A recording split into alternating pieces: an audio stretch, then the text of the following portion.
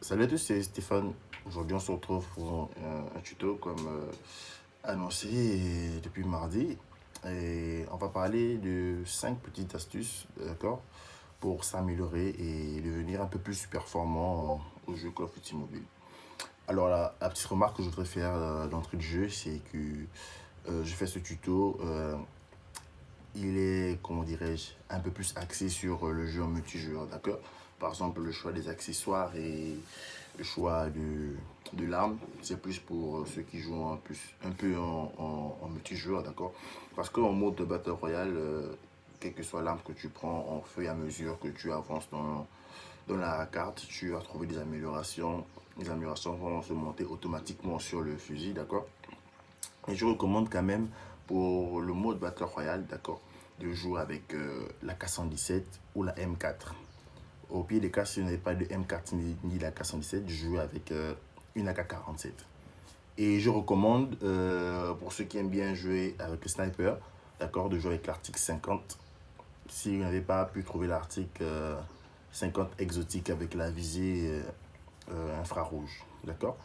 En ce qui concerne la jouabilité, parce que je vais aborder aussi la jouabilité, à savoir le drop shot et le jump shot, d'accord. Ces paramètres que je vais aller voir en multijoueur, je vous recommande aussi de les appliquer en Battle Royale parce que c'est exactement la même jouabilité que vous devez avoir en multijoueur que vous devez aussi avoir en Battle Royale pour éviter qu'on vous tue assez rapidement, d'accord. Vraiment, très franchement, à part le choix des accessoires, que l'on peut avoir en multijoueur, d'accord. Tout le reste, la jouabilité, la configuration des touches, appliquer ça aussi en Battle Royale.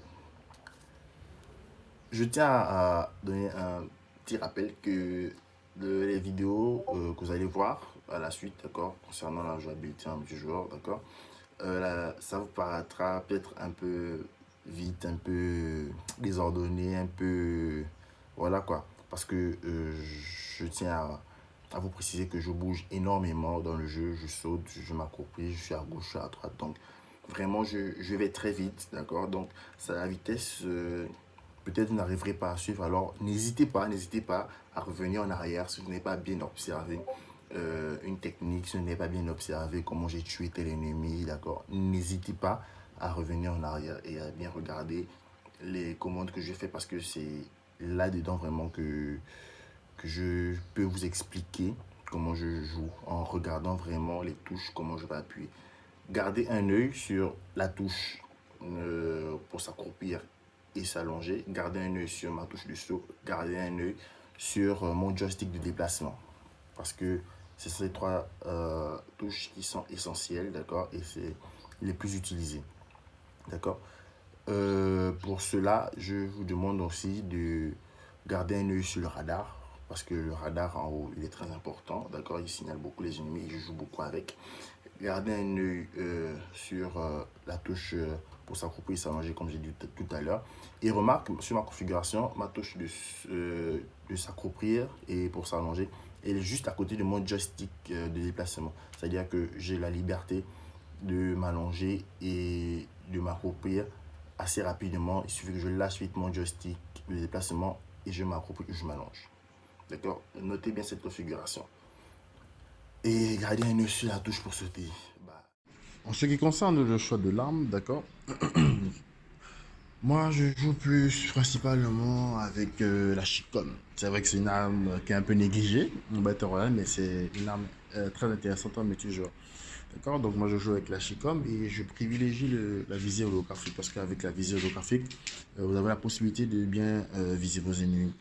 À cela, j'ajoute les balles perforantes pour que mes balles puissent passer à travers des planches, des murs, la poignée ergonomique qui me permet de viser rapidement et la visée laser qui me donne un peu plus de précision. Ça, c'est mon arme à moi que j'utilise. Deuxièmement, j'utilise la LK24, d'accord, comme vous avez vu juste à côté. Et j'ai enlevé toutes mes améliorations parce que voilà, pour représenter différentes améliorations. Tout d'abord, nous avons la crosse, nous avons la visée laser, la poignée ergonomique, les balles perforantes, le silencieux, poignée avant, chargeur long, chargeur rapide, voilà. Chargeur long, juste pour avoir plus de balles. Chargeur rapide, c'est pour recharger rapidement. La poignée avant, c'est pour avoir un recul réduit en ce qui concerne, voilà, lorsque nous visons. Et le reste, vous connaissez. La poignée ergonomique, c'est pour viser plus rapidement et le visée laser pour avoir plus de précision. Je tiens à rappeler que voilà, les armes qui sont puissantes, d'accord, comme la K117 que vous voyez là, ne sont pas forcément les plus efficaces, d'accord, en multijoueur. Parce que en multijoueur, on privilégie aussi plus la mobilité et la rapidité. Et les armes puissantes, comme la K117, vous voyez que je n'ai même pas mis ces améliorations parce que je n'utilise pas. Ne sont pas les prioritaires, d'accord. Mais qu'à cela ne tienne, si vous voulez jouer avec la 417, d'accord, je vous recommanderais de mettre les mêmes améliorations que j'ai mis sur Machicom pour avoir un meilleur rendu parce qu'elle pèse énormément et la visée est importante. Concernant les bombes, d'accord, il y a plusieurs types de bombes, bombes flash, bombes, etc., etc. Moi, je privilégie la mine parce que la mine, on peut la poser et d'accord, et même si on n'est pas là, si un ennemi passe dessus, elle explose.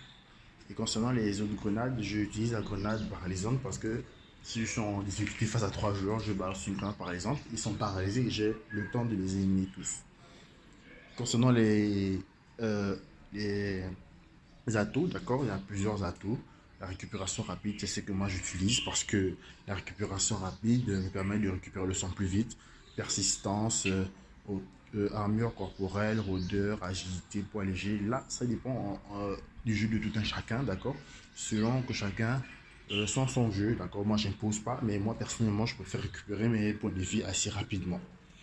Deuxième atout, je mets la robustesse parce que la robustesse, c'est-à-dire que si on me tire dessus, d'accord, le tressaillement, c'est-à-dire l'impact des balles ou bien des bombes que je reçois, ne seront pas tellement coriaces si mon joueur pourra résister. Mais là aussi, je tiens à préciser que je n'influence pas parce que là, c'est chacun selon le jeu qu'il conçoit. D'accord. Là, c'est chacun selon voilà, comment il se sent dans son jeu. Mais sinon, il y a d'autres vautours qui permettent d'avoir plus de balles. Ça peut aider au cas où tu te retrouves sans balles. Voilà. Ou bien Ghost qui permet de viser plus vite. D'accord. Traquer ses ennemis un peu plus rapidement. Mais là, ça dépend du temps chacun. En tant que troisième atout, moi, j'utilise l'alerte. C'est-à-dire que si j'ai un ennemi qui est de l'autre côté du mur, ça va se signaler sur mon radar, d'accord, en rouge, que j'ai un ennemi à côté. Si j'ai un ennemi en face de moi que je n'ai pas vu, ça me signale sur mon radar que j'ai un ennemi en face de moi. En fait, ça me permet de regarder ça me permet de regarder mes ennemis un peu plus rapidement, de les repérer assez rapidement, d'accord, sur la carte. Parce que moi, j'utilise beaucoup la carte. Alors là, j'utilise vraiment beaucoup la carte. Bon, ben voilà, en ce qui concerne le choix de l'arme, moi je vous ai montré ce que moi j'utilise, d'accord. Moi je me sens à l'aise avec et je suis assez performant avec. Maintenant, vous pouvez essayer, d'accord, de le mettre, ces choses. Ou bien, si vous ne vous sentez pas à l'aise, essayez de trouver d'autres combinaisons. Mais moi je vous ai montré ce avec quoi je joue et comment je m'en sors. Maintenant, je vais vous montrer comment ça se passe sur le terrain avec ces armes et ces atouts-là.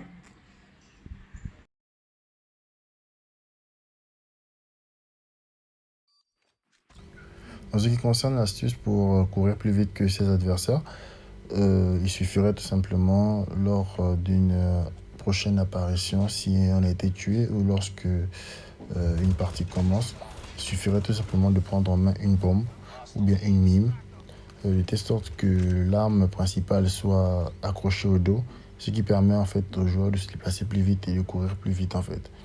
Cela est utile parce que lorsque on court plus vite, on a la possibilité d'arriver en plein milieu du champ de bataille que son adversaire, ce qui permettrait de prendre de l'avantage du terrain par rapport à son adversaire. Parce que l'adversaire n'est pas apte à s'attendre à ce qu'il voit déjà ses adversaires au milieu du terrain. Donc, automatiquement, il est surpris de vous voir. Il n'a pas le temps de dégainer l'arme pour vous tirer dessus. Non, et vous avez l'avantage déjà du terrain.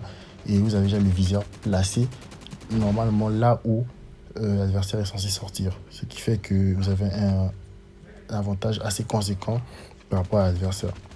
Cet avantage peut être utile si vous jouez dans les parties de recherche et destruction, en partie de où il faut capturer les points, les objectifs. Ça donne un avantage assez conséquent parce que vous allez capturer les objectifs plus rapidement que l'adversaire.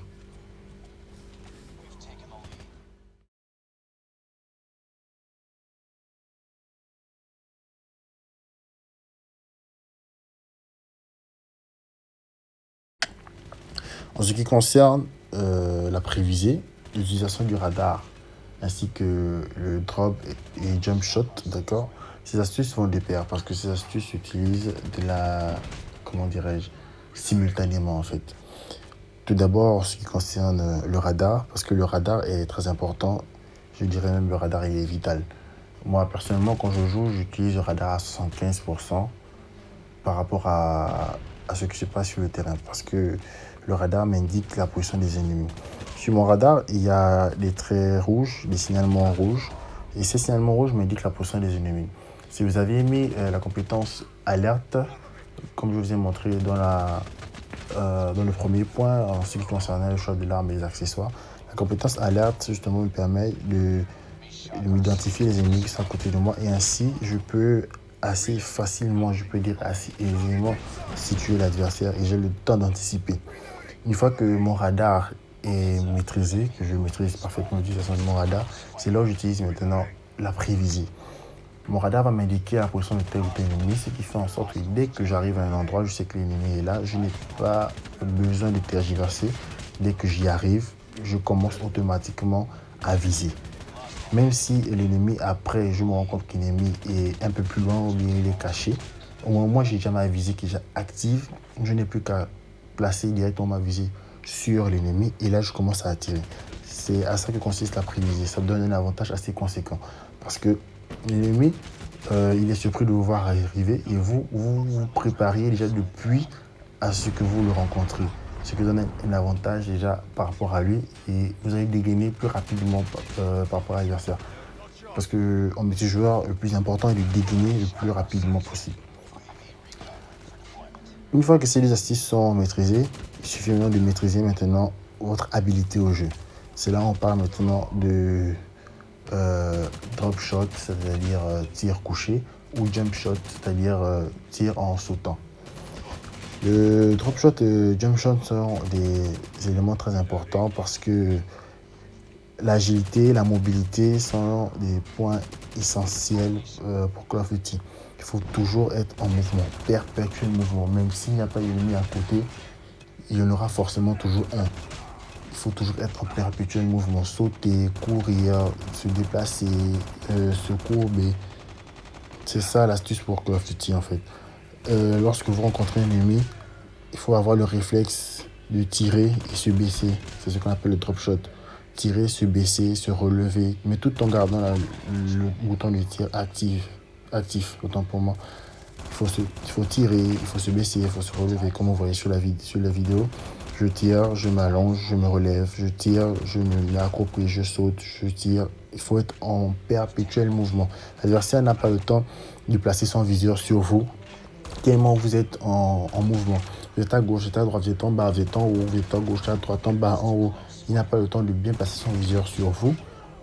Que toutes les balles qu'il va tirer, plus de 50% normalement des balles qui tirent sur vous sont à côté parce qu'il n'a pas cette habilité à tirer sur vous, vous êtes en perpétuel mouvement. Alors que vous êtes en train de vous baisser, vous relevez, vous accroupissez, vous partez à gauche, à droite.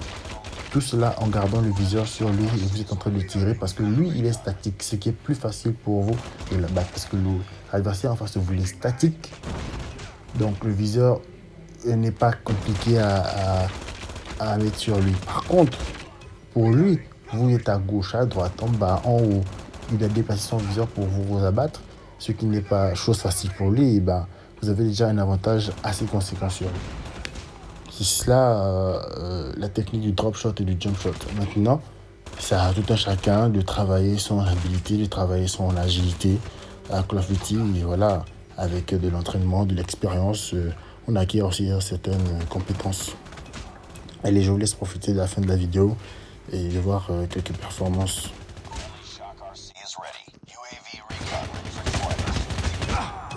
Reloading! Cover me! Jam enemy UAV.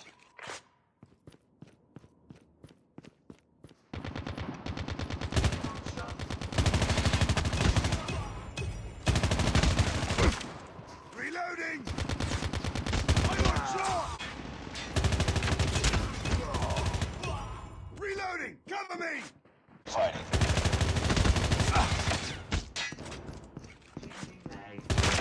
On them. We're winning the recon. Standing by. Recon is standing by. Nous voilà de retour. J'espère que la vidéo vous a plu. D'accord. N'hésitez pas de lâcher un petit pouce bleu en bas et vous abonner à ma page si vous voudrez recevoir un peu plus de tutos. C'est le premier tuto que je fais. D'accord. Les précédentes vidéos, c'était juste des vidéos de gaming pour vous montrer un peu comment est-ce que je joue. D'accord. Et là, c'était le premier tuto. J'espère que ça vous a plu et que ça peut vous aider et que ça va vous aider à vous améliorer un peu à Call of Duty, d'accord? Et n'hésitez pas à lâcher un petit pouce bleu et à vous abonner à ma page et si vous voulez plus de tutos et d'astuces. Ce n'est que le premier de longue série.